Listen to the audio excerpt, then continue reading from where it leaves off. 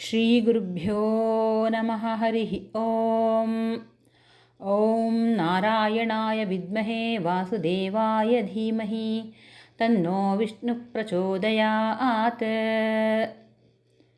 ಎಲ್ಲರಿಗೂ ಭಗವಂತನ ಕಾರುಣ್ಯ ಲಭಿಸಲಿ ಅಂತ ಪ್ರಾರ್ಥನೆ ಮಾಡ್ತಾ ಆಷಾಢ ಶುದ್ಧ ಏಕಾದಶಿಯ ಬಗ್ಗೆ ಸಂಕ್ಷಿಪ್ತವಾಗಿ ತಿಳಿಯೋಣ. ವೀಕ್ಷಕರೇ, ನಮಗೆಲ್ಲ ಗೊತ್ತಿರೋ ಹಾಗೆ ಒಂದು ವರ್ಷದಲ್ಲಿ 24 ಏಕಾದಶಿ ಆಚರಣೆಗಳಿವೆ.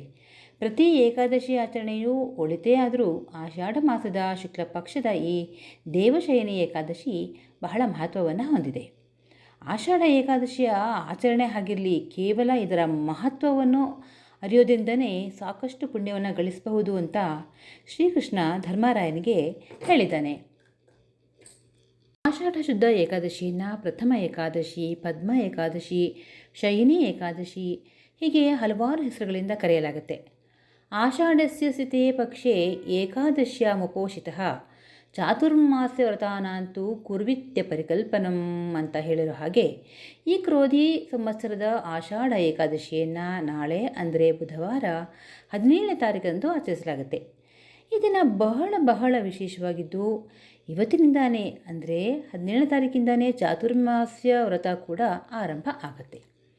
ಏಕಾದಶಿಯು ಪಾಪದ ನಾಶಕ್ಕಾಗಿಯೇ ಭಗವಂತನಿಂದ ಪರಿಕಲ್ಪಿತವಾಗಿದ್ದು, ಪುಣ್ಯ ಸಂಪಾದನೆಗೆ ಇದರ ಆಚರಣೆ ಅತ್ಯಗತ್ಯ ಅಂತ ಭವಿಷ್ಯೋತ್ತರ ಪುರಾಣ, ಪದ್ಮಪುರಾಣಗಳಲ್ಲಿ ವಿಸ್ತಾರವಾಗಿ ಹೇಳಲಾಗಿದೆ.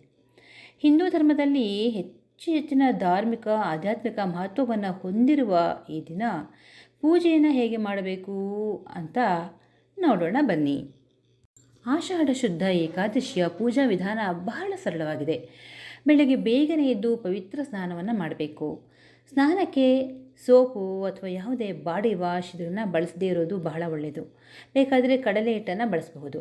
ಇನ್ನು ಮನೆಯನ್ನು ಸ್ವಚ್ಛಗೊಳಿಸಿ ನಂತರ ಸ್ಥಿರವಾದ ಆಸನದಲ್ಲಿ ವಿಷ್ಣು ಅಥವಾ ಕೃಷ್ಣನ ವಿಗ್ರಹ, ಅದಿಲ್ಲವಾದರೆ ಫೋಟೋವನ್ನು ಇಟ್ಟು ತುಪ್ಪದ ದೀಪವನ್ನು ಬೆಳಗಿಸಿ ಪೂಜೆಗೆ ಅಲಂಕಾರಕ್ಕೆ ಹಳದಿ ಬಣ್ಣದ ಹೂಗಳು ಮತ್ತು ತುಳಸಿ ಪತ್ರೆಯನ್ನು ಅರ್ಪಿಸುವುದು ಬಹಳ ಶ್ರೇಷ್ಠ.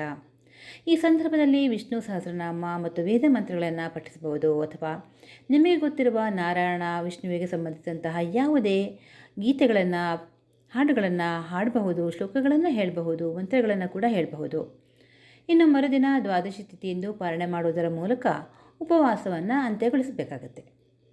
ಎಲ್ಲ ಏಕಾದಶಿಗಳು ಕೂಡ ಪಾಪವನ್ನು ಕಳೆಯೋದಕ್ಕೆ ಇದೆಯಾದರೂ ಈ ಆಷಾಢ ಏಕಾದಶಿ ಕೊಂಚ ವಿಶೇಷವಾದದ್ದು. ಇಹಪರಗಳಿಗೆ ಅಗತ್ಯವಾದದ್ದೆಲ್ಲವನ್ನೂ ನಮಗೆ ಈ ಏಕಾದಶಿ ಆಚರಣೆಯು ನೀಡುತ್ತೆ ಅಂತ ಹೇಳ್ತಾರೆ.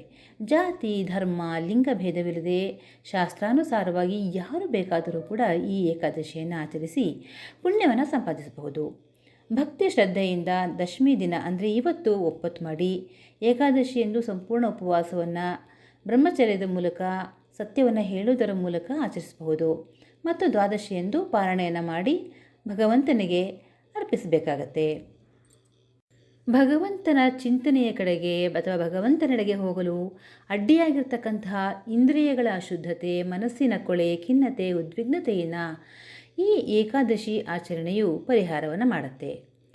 ಹಾಗಾದರೆ ಈ ಆಷಾಢ ಏಕಾದಶಿಯ ತಿಥಿ ಎಷ್ಟು ಹೊತ್ತಿಗೆ ಆರಂಭವಾಗುತ್ತೆ ಅಂತ ನೋಡೋದಾದರೆ, ಜುಲೈ 16ರಂದು ಅಂದರೆ ಇವತ್ತೇ ರಾತ್ರಿ 8:35ಕ್ಕೆ ಆರಂಭವಾಗುತ್ತೆ. 17ನೇ ತಾರೀಕಿಂದು ರಾತ್ರಿ 9 ಗಂಟೆ 2 ನಿಮಿಷಕ್ಕೆ ಏಕಾದಶಿ ತಿಥಿ ಅಂತ್ಯವಾಗುತ್ತೆ. ಹಾಗಾದರೆ ದ್ವಾದಶಿಯ ಪಾರಣೆಯ ಸಮಯ ನೋಡೋದಾದರೆ ಜುಲೈ 18 ಗುರುವಾರ ಬೆಳಗ್ಗೆ 5:17ರಿಂದ 7:56ರೊಳಗೆ ಪಾರಣೆಯನ್ನು ಮಾಡಬಹುದು. ರಾತ್ರಿ 8:45ಕ್ಕೆ ದ್ವಾದಶಿ ತಿಥಿ ಕೂಡ ಅಂತ್ಯ ಆಗುತ್ತೆ. ವೃದ್ಧರು, ಮಕ್ಕಳು, ಅಶಕ್ತರನ್ನು ಹೊರತುಪಡಿಸಿ ಉಳಿದವರು ಈ ವ್ರತವನ್ನು ಆಚರಿಸಿ ಆರೋಗ್ಯವನ್ನು ಜೊತೆಗೆ ದೈವ ಕೃಪೆಯನ್ನೂ ಸಂಪಾದಿಸಿ ಅಂತ ಹೇಳ್ತಾ, ಲೋಕಾ ಸಮಸ್ತ ಸುಖಿನೋ ಭವಂತು, ಸರ್ವಂ ಸನ್ಮಂಗಲಾನಿ ಭವಂತು.